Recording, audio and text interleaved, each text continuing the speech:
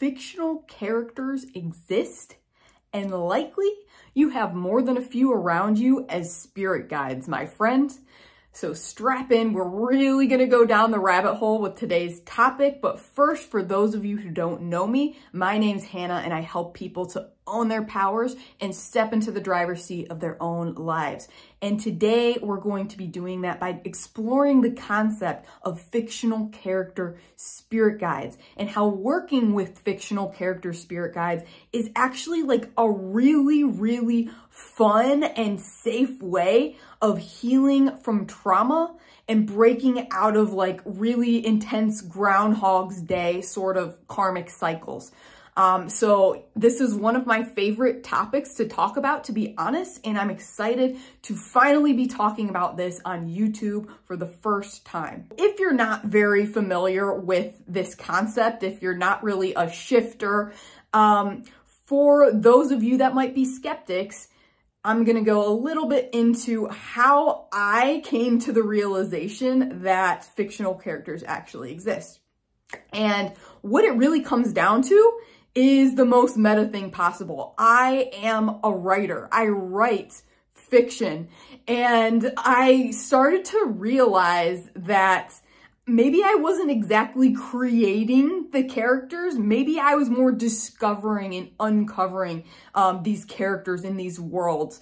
Any really good writer who's like in the flow will tell you it's like your characters take on a life of their own and you can't even really like make them do stuff. It's like you'll just know like that character wouldn't do that. I can't force them to do that. They really do take on a life of their own. So I started to like question this then. And when I got more awakened to my psychic abilities, my channeling abilities, I realized something. When I'm channeling like higher sources, like deceased loved ones, ascended masters, deities, and other spirit guides, it feels exactly the same as when I'm channeling, as I learned, my fictional characters in my fictional worlds that I've created.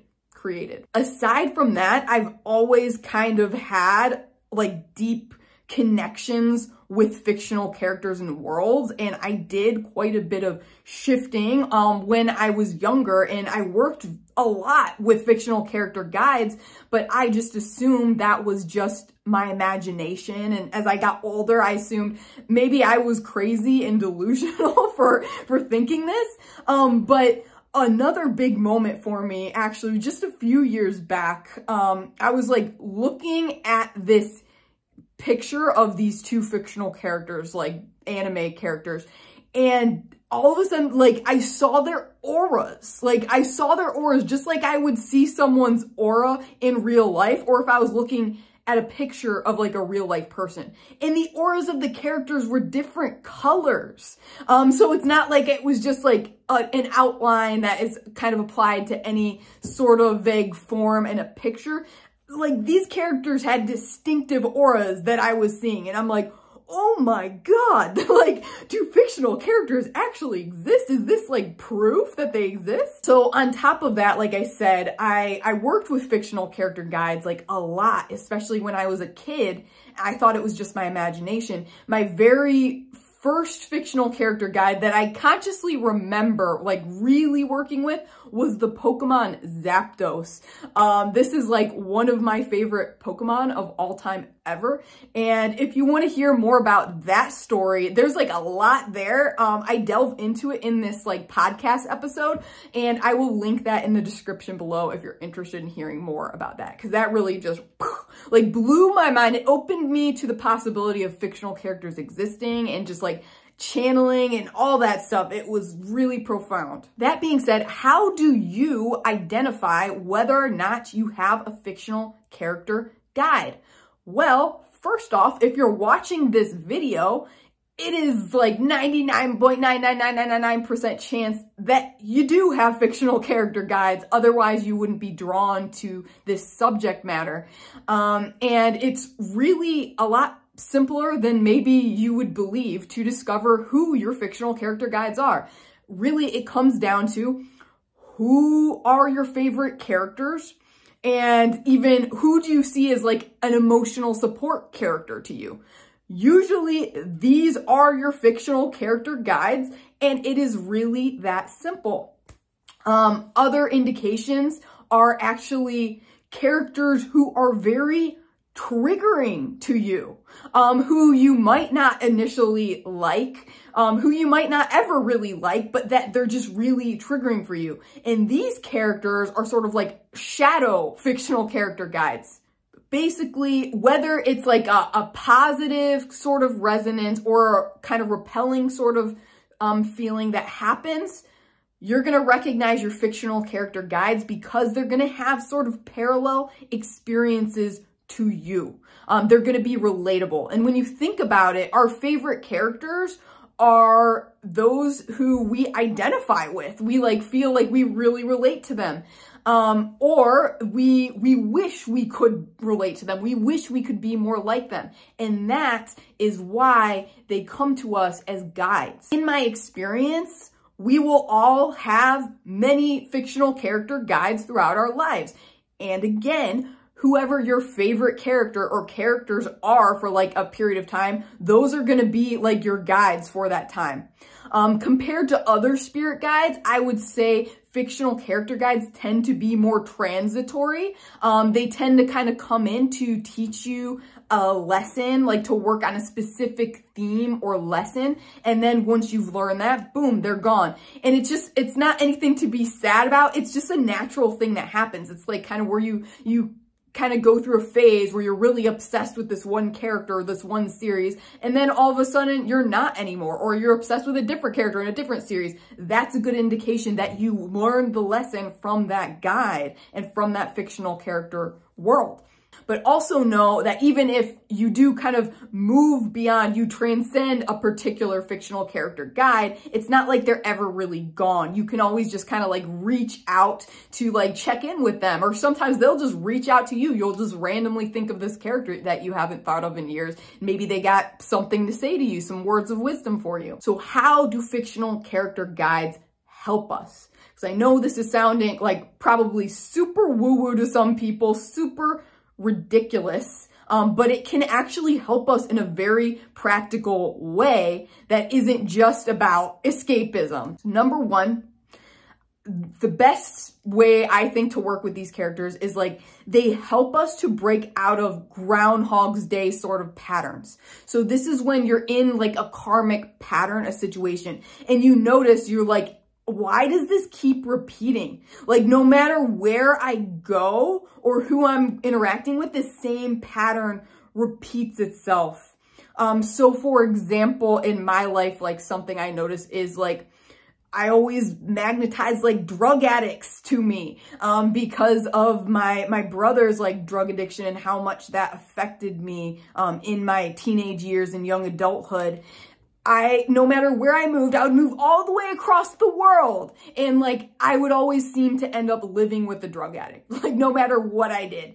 And actually it was like watching the show BoJack Horseman that is about, drug addiction at its core, that kind of helped me finally transcend that pattern. So how it does that is basically these fictional characters in these worlds, they'll like play out the same pattern as you, but they can show you like a different perspective, which can help you like click and get a download and be like, oh, I can do this thing that the character's doing and break out of this pattern. I can make a different choice. So two, they can help you if you're trying to shift, reality shifting, which I just talked about in a recent video. You can check that out up here. These are 5 reasons you're not shifting.